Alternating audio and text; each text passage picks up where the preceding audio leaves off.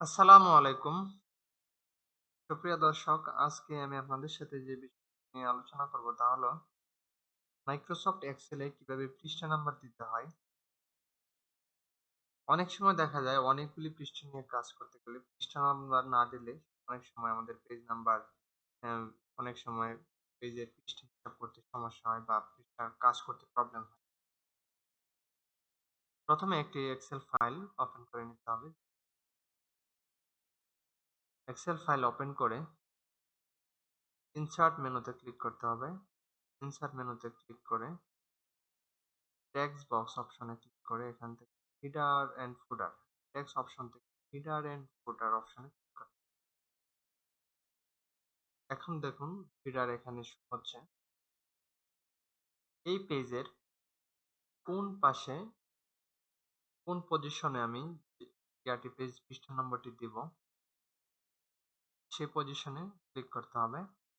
ধরুন আমি এখানে মাঝখানে পৃষ্ঠা নাম্বারটি দিতে চাচ্ছি।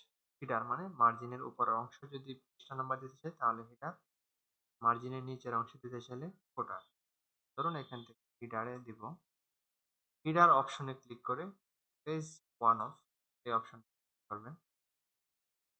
দেখুন এখানে ওয়ান অফ টু এই ফাইলটি এই শীটটিতে দুটি পৃষ্ঠা আছে, এই জন্য দেখাচ্ছে আমার ওয়ান অফ টু। যদি এখানে 100 পৃষ্ঠা থাকে তাহলে ওয়ান অফ 100 হবে। এখানে বাম পাশে যদি আরো অন্য কোনো কিছু অ্যাড করতে চান, যেমন আপনার ডেট অ্যাড করতে চান অথবা টাইম অ্যাড করতে চান, হেডার এন্ড ফুটার অপশনে ক্লিক করে ডেট অপশনে ক্লিক করলে ডেট হবে, টাইম অপশনে ক্লিক করে বর্তমান যে টাইম আছে দেখাবে। এখন যদি দেখুন পৃষ্ঠার উপরে প্রতিটি পৃষ্ঠার উপরে যে পৃষ্ঠা নাম্বার টাইম ডেট সেট করে দেখাচ্ছে।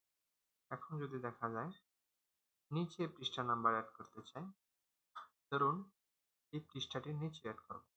ঠিক একইভাবে হেডার এন্ড ফুটার অপশনে ক্লিক করে ফুটার অপশনে ক্লিক করতে হবে। এখানে ধরুন আমি এখানে অন্য একটি শুধু আপনার পেজ নাম্বার দিলাম।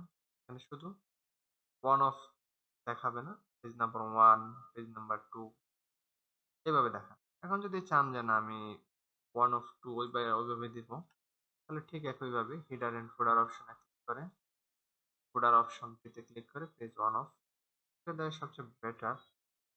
তাহলে সহজেই বোঝা যায় যে কয়টি পৃষ্ঠা আছে বা এই আমার এই কাজটি কতগুলি পৃষ্ঠা আছে।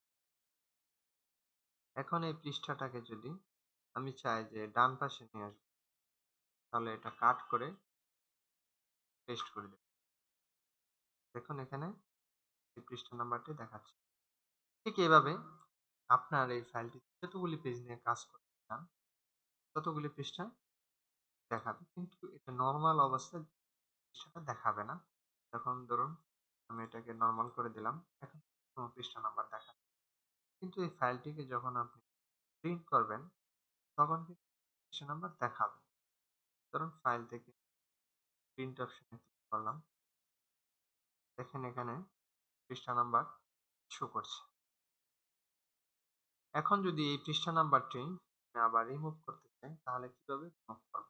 ঠিক একইভাবে ইনসার্ট মেনুতে ক্লিক করে টেক্সট অপশন হেডার এন্ড ফুটার এখান থেকে আমি যদি ডিলিট করতে চাই ডিলিট করে দিলে পৃষ্ঠা নাম্বারটি রিমুভ হয়ে যাবে। এখন দেখুন আর পৃষ্ঠা নাম্বার দেখাচ্ছে না, দেখাচ্ছে না, এটা আমি রিমুভ করি নাই। তো দর্শক আসলে এই বিষয়টা আমি বোঝাতে চাই, আশা করি বুঝতে পেরেছি। আজকে এই পর্যন্ত। আসসালামু আলাইকুম ওয়া রাহমাতুল্লাহি ওয়া বারাকাতুহু।